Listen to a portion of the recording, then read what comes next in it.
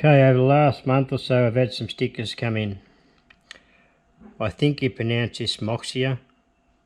I can't pronounce it properly. Probably screwing it up on you, mate, but sorry. Got Al, and we got Acme Machining. Give these guys a subscription.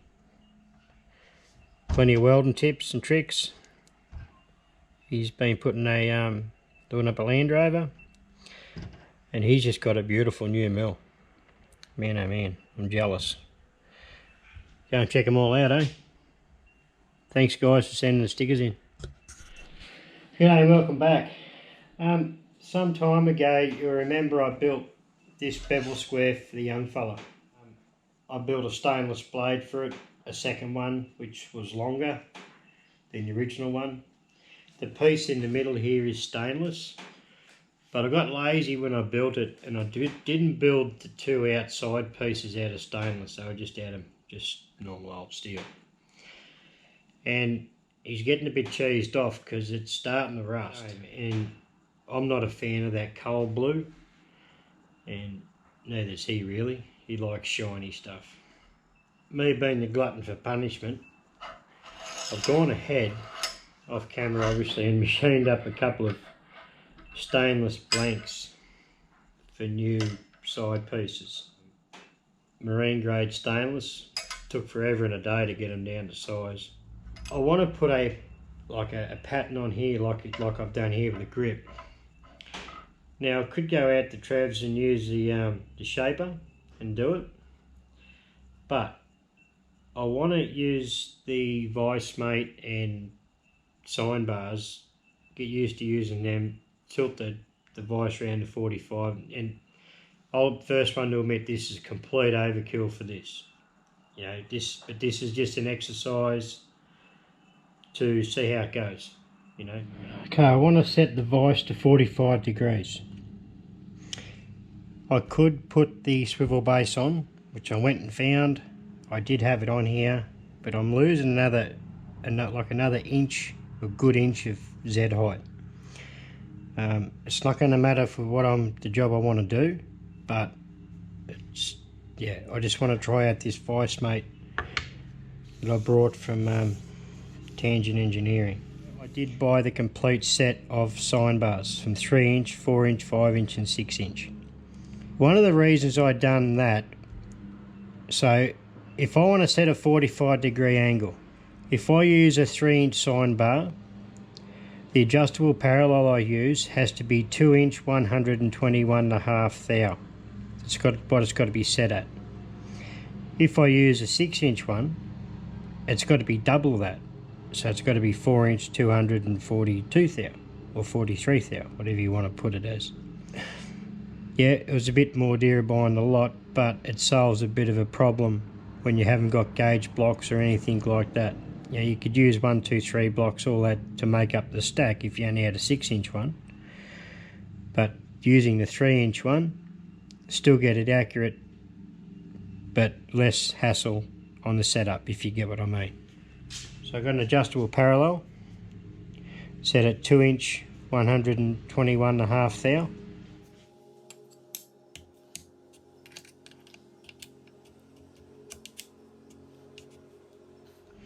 That's it. Sweep this front edge. Once that's reading 0, the vice is 45 degrees to the table. Okay, I've got an indicator set up on the back of the machine. Both the pins are hard up. One's hard up against the adjustable parallel, the other one's up against the vice mate. Okay, it's probably out a mile. Yep. Out a mile. I've got one bolt in this side, and the other side I'm just going to have to put a clamp on.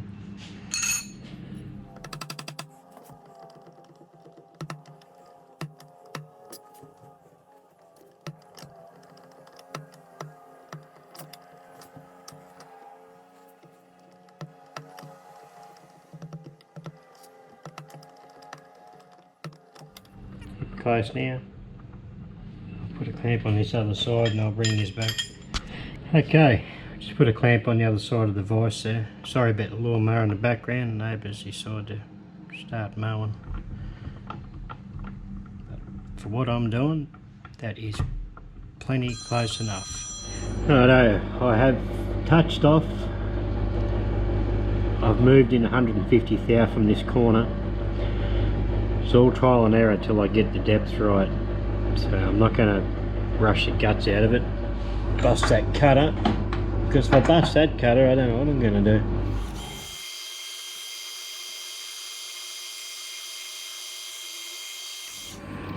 It just actually worked, pretty cool. Oh, keep going. We should have another 150. 300.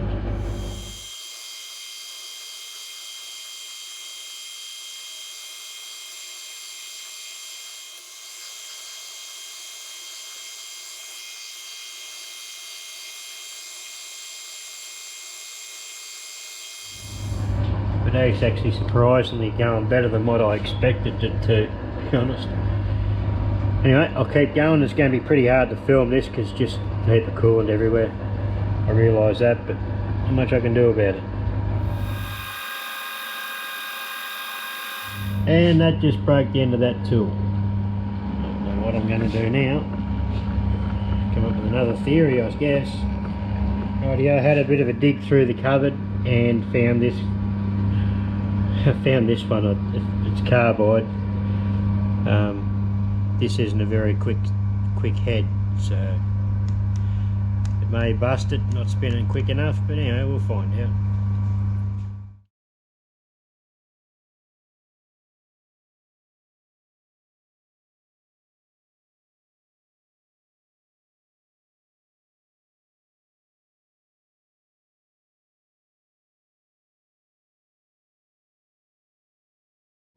Well, that turned out a furry mess. I've just got to pick up on this corner.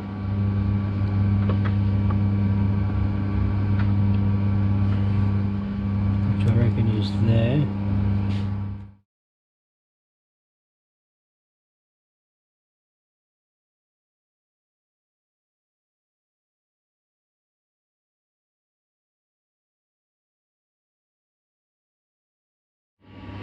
Well, there's the end result.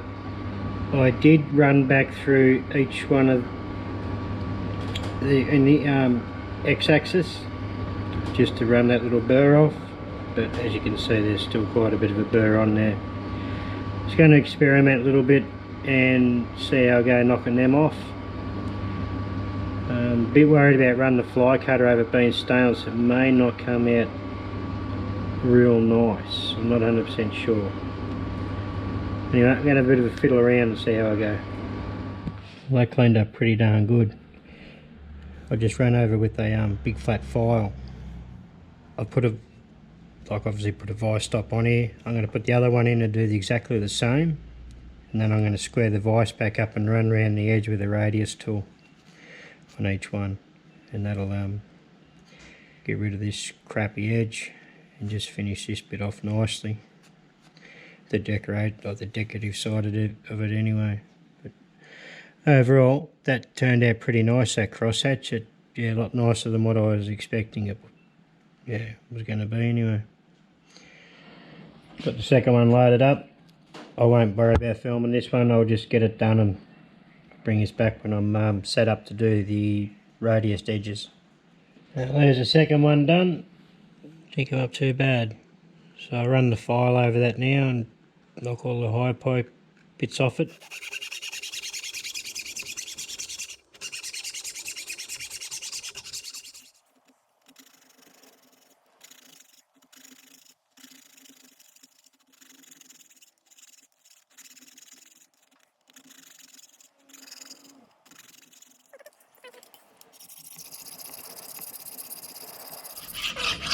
Probably going to get me arse reamed on the comments for pulling the file back, but that's the way it is. And that'll do that one. Square the vice back up, tram it in, and then run the radius tool around.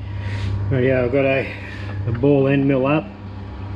I used an edge finder and found centre of the jaws, and then done a bit of math, a wild bit of math, and worked out roughly the offset each side and end to end using the DRO. So hopefully it works out okay, but pretty much just going to send it and hope for the best.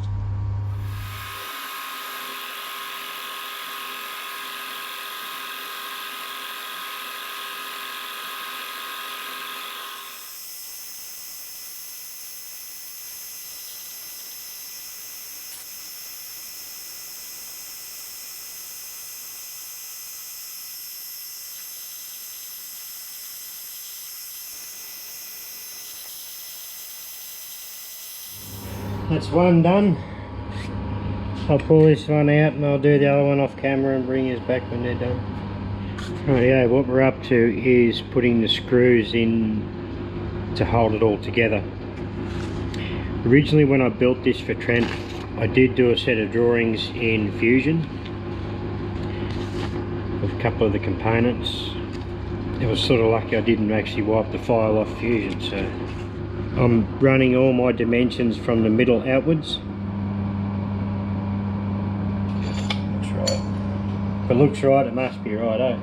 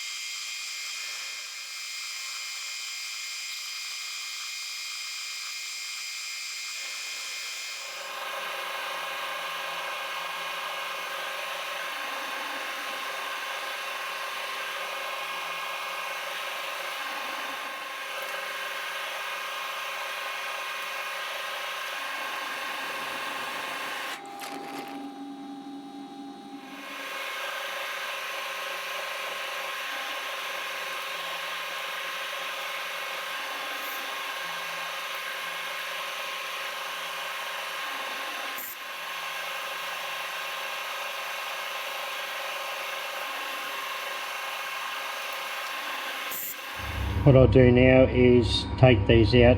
This top plate I'll just use the battery drill and go in with a 4mm clearance, and I'll tap the bottom plate off camera just by hand. That's the easiest way. I've only got one 4mm tap and I don't want to screw it, because that would be a bad day. Yeah, back onto this job now for Trent. Edge find the centre, come in 15mm and put a 5mm tapped hole. That's for the locking screw. See how this new arbor works out.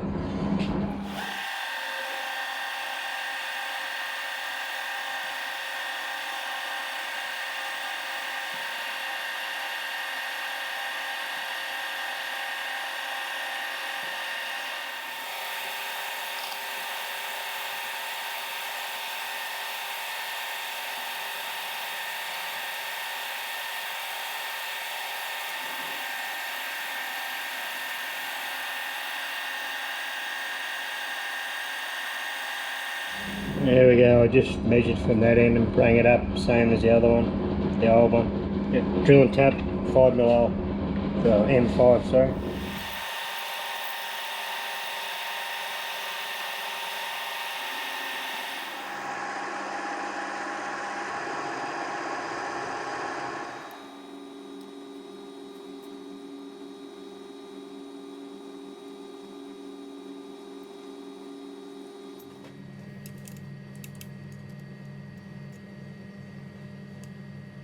Swap this one out with the other one for a 5mm clearance.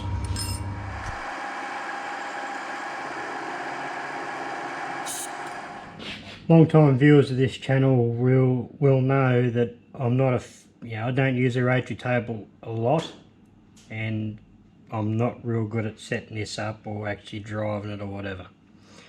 I want to put a radius on the end of these two arms. I want to end up with something similar to that. Whether it is going to, I think it might look something similar to that, but we get to find out. Oh, here goes nothing.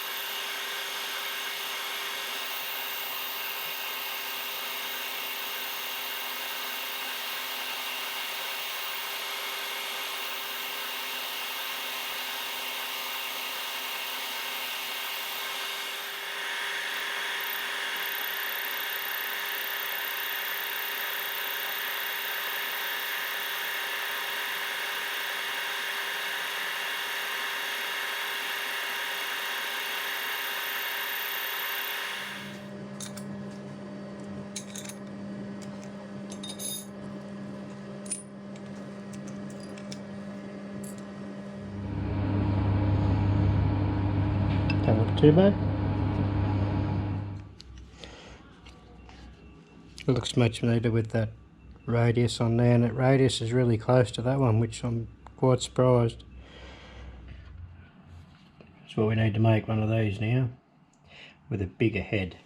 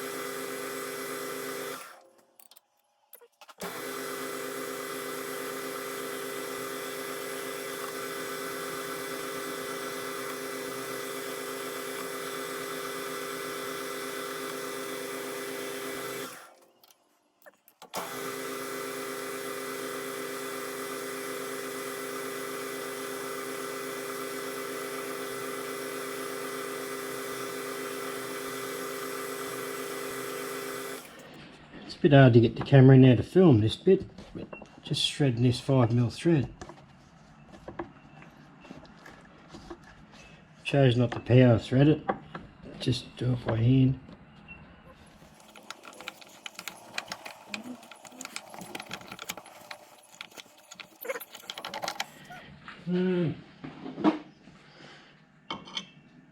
That is enough. That's how it looks so far. It's quite a bit larger than the old one, the original. I've just got to make up the insert for the centre now.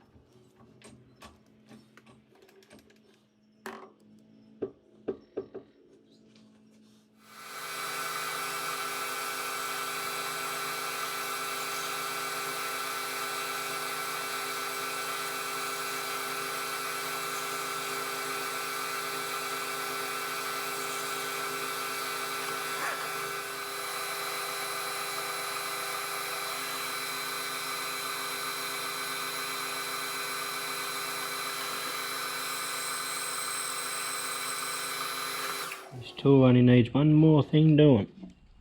Just to put his name on it again. I've only made this pretty small.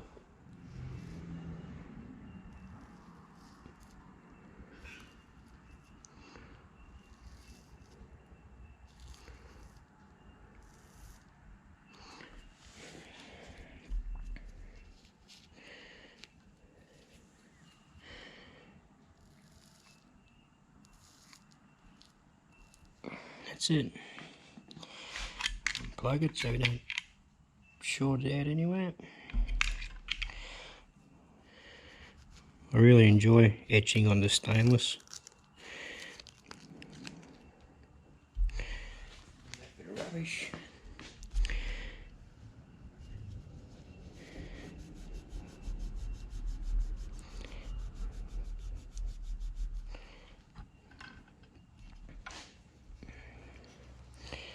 There we go.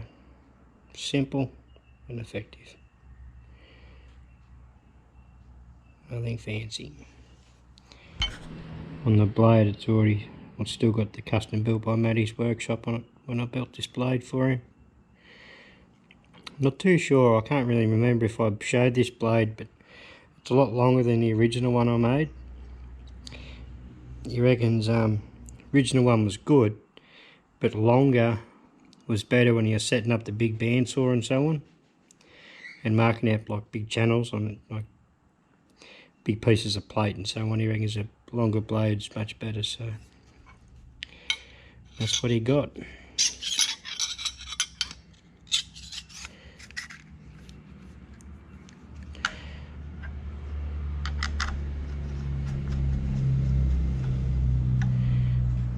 There we go.